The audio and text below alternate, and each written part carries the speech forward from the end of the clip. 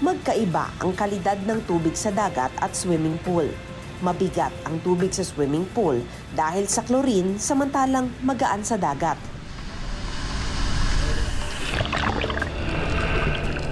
Mas banayad silang makakalangoy sa dagat, pero nagiging disadvantage ito sa kanila dahil sa aktual na laban, hindi ganito ang klase ng tubig sa swimming pool.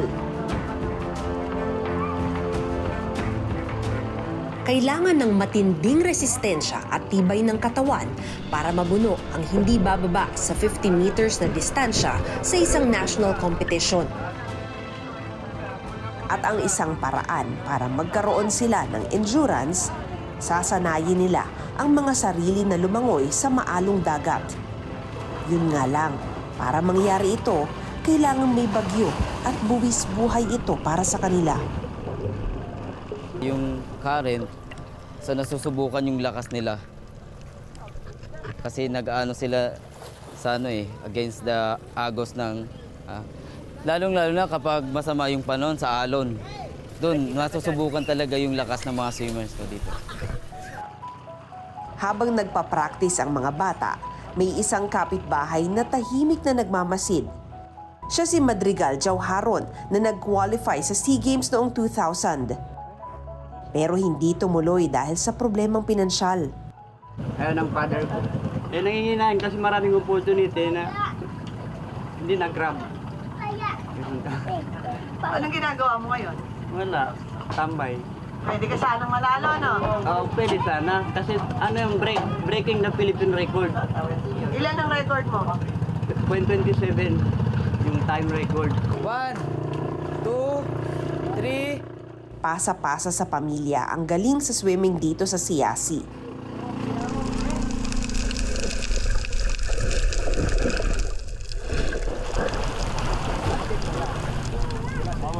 Oh, 16 seconds.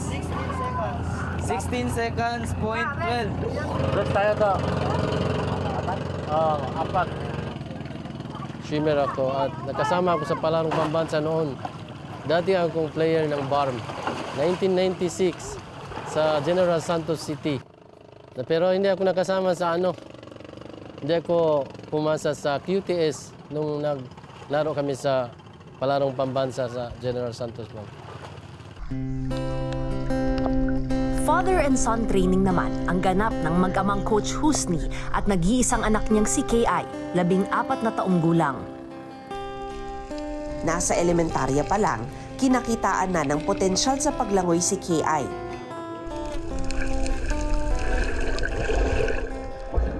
Ang mga medalyang ito, produkto ng pagkapanalo sa iba't ibang swimming competitions sa provincial at regional meets sa Jolo at Cotabato.